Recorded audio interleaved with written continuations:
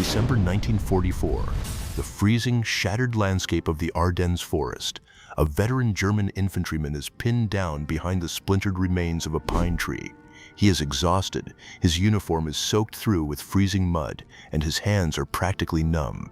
He presses his cheek against the frozen wooden stock of his Carabiner 98K, a beautifully crafted, highly accurate bolt-action rifle. He spots movement in the opposite tree line, takes careful aim, and pulls the trigger. The heavy 7.92mm Mauser round cracks through the freezing air. But to fire his next shot, the German soldier has to physically take his hand off the trigger, lift the heavy steel bolt handle, pull it all the way back to eject the spent brass casing, shove it violently forward to strip a new round from the magazine, and lock it down again. In the heat of combat, with freezing fingers and overwhelming terror, this manual process takes roughly 3 to 4 seconds. He loses his sight picture, he loses his target, and in those terrifying 3 seconds of vulnerability, the American soldier across the clearing responds. The American does not fire once. He fires a blistering, unrelenting wall of 8 heavy .30-06 caliber rounds in the exact same time it takes the German to chamber a single bullet. The American does not have to operate a bolt. He just keeps pulling the trigger, the recoil slamming into his shoulder again and again until the rifle emits a sharp, metallic, echoing ping that cuts right through the roar of combat. The German soldier presses his body deeper into the freezing mud, absolutely terrified by the sheer volume of lead tearing through the trees above him. But mixed with that terror is a deep, overwhelming sense of envy. He knows that his own rifle is obsolete. He knows that if he survives this horrific firefight, he is not going to retreat. He is going to crawl forward, find the body of the American he just fought, and pry that semi-automatic masterpiece from his dead hands. If you are fascinated by the brutal, unvarnished realities of frontline combat and the weapons that permanently altered the course of human history, hit that subscribe button right now. We do not just read you the technical manuals, we put you directly in the freezing foxholes. Type the word fear power in the comments right now if you are ready to explore the terrifying reality of the greatest battle implement ever devised.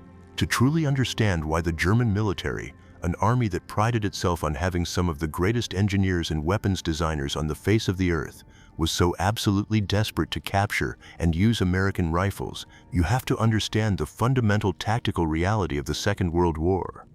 When the war broke out in 1939, almost every major military power on the planet was still fighting with the ghosts of the First World War. The British were carrying the bolt-action Lee Enfield. The Soviets were carrying the bolt-action Mosin Nagant. The Germans were carrying the bolt-action Kar 98K. These were fantastic, reliable weapons, but they inherently limited the amount of firepower a single human being could project downrange. The German tactical doctrine attempted to solve this problem by making the machine gun the absolute center of the infantry squad. In a German squad, the men carrying the bolt-action rifles were essentially just bodyguards and ammunition carriers for the terrifying MG-34 and MG-42 machine guns. The machine gun did the killing, the rifleman just protected it. But the United States military took a completely different, radically innovative approach. They believed that every single individual rifleman should be a devastating force multiplier. They did not want to rely solely on heavy machine guns.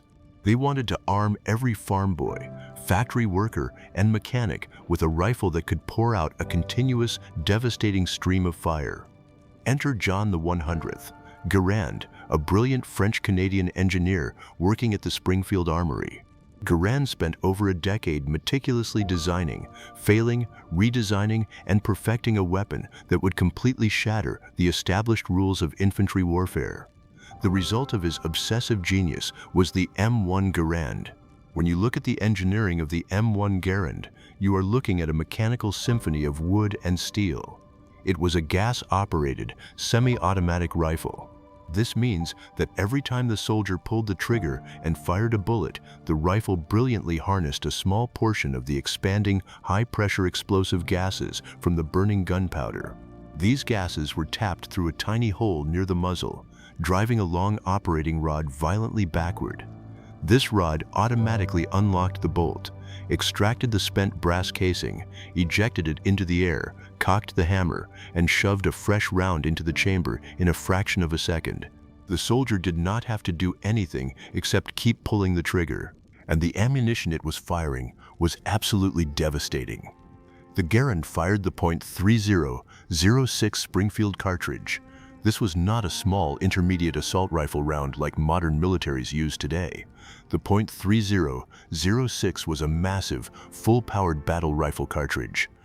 When a 150-grain bullet leaves the muzzle of a Garand at 2,800 feet per second, it carries over 2,800 foot-pounds of kinetic energy.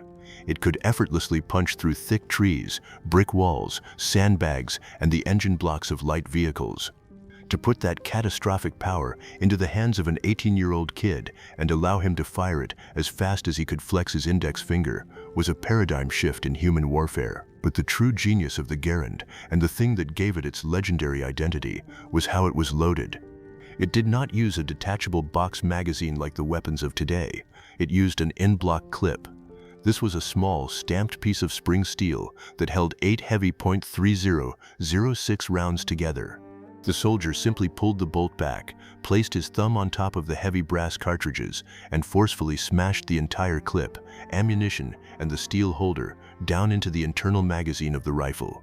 When the 8th and final round was fired, the internal spring mechanics of the rifle violently ejected the empty steel clip out of the top of the receiver, sending it spinning into the air and producing that famous metallic ping sound. Now, let us address the most famous myths surrounding this weapon. For decades, Hollywood movies and armchair historians have claimed that the ping of the Garand was a fatal flaw. The myth states that German and Japanese soldiers would hide in the trenches, wait to hear the ping, know the American was out of ammunition, and charge out to kill him while he was reloading. This is an absolute, fabricated lie.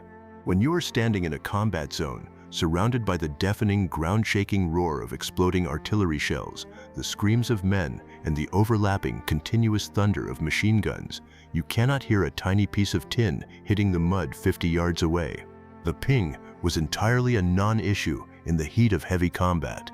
What the ping actually did was help the American soldier. It was an immediate, physical auditory cue that told him his rifle was empty without him having to take his eyes off the enemy. When the United States entered the European theater, the sheer volume of fire produced by the American infantry squads completely shocked the German Wehrmacht. Imagine a standard engagement. A 10-man German squad, equipped with 9 bolt-action rifles and 1 machine gun, encounters a 10-man American squad armed entirely with M1 Garands. If the German machine gunner is killed, the German squad's firepower drops by 80%. They are reduced to slowly working their bolt-action rifles. But if an American goes down, the rest of the squad simply keeps laying down a terrifying, unrelenting wall of semi-automatic fire. The Americans could achieve immediate fire superiority, pinning the Germans down in their trenches, allowing other American units to flank and destroy them. The German infantrymen on the ground immediately recognized this massive technological disparity. They hated being on the receiving end of the Garand, but they absolutely coveted the weapon itself. German soldiers, particularly those fighting in the brutal close-quarters environment of the ruined French cities and the dense Hurtgen forest, began actively looting M1 Garands from fallen American troops. The weapon was so highly prized by the German military that the German High Command actually issued it an official designation. They captured so many of them that they incorporated them into their official supply chain, naming it the Selbstladegewehr 251A. German snipers and veteran assault troops would often discard their standard-issue bolt-action rifles the moment they found a functional American Garand and a bandolier of .3006 ammunition. It was the ultimate compliment paid by a bitter enemy. The Germans knew that in a close-quarters firefight, the American rifle was vastly superior to their own. The M1 Garand was not a perfect weapon. It was incredibly heavy, weighing nearly 10 pounds fully loaded. It was highly complex to manufacture, requiring extremely precise machining and specialized steel. And if a soldier was not careful when loading the end-block clip, the massive, spring-loaded bolt would instantly slam forward, violently crushing his thumb into the receiver, a painful, bloody injury universally known by American troops as Garand thumb. But these minor flaws were completely eclipsed by its absolute reliability in the absolute worst conditions on Earth. It fired covered in the frozen ice of the Ardennes, It fired choked with the volcanic black ash of Iwo Jima, and it fired dripping with the salt water of Omaha Beach. When General George S. Patton, a man who built his entire career on the ruthless application of massive firepower, stated that the M1 Garand was the greatest battle implement ever devised, he was not exaggerating for the press. He was stating an undeniable tactical fact. The Garand did not just win firefights, it fundamentally changed the psychology of the infantrymen. It gave the American soldier the ultimate confidence to push forward, knowing that he held the absolute superiority of fire in his own two hands. It was an instrument of liberation forged from American industrial might, a heavy, brutal, and beautiful machine that terrorized the Axis powers and secured the freedom of the modern world. If this deep dive into the brutal reality and the extreme firepower of the M1 Garand gave you a perspective you have never heard before, you must hit the like button right now to honor the men who carried this heavy wood and steel into the fire. Share this video with anyone who loves unfiltered military history and the raw truth behind the legendary weapons of the past. Make sure you subscribe and turn your notifications all the way on, because we are never going to stop bringing you these intense, historically accurate breakdowns. I want to hear your absolute honest opinion in the comments below.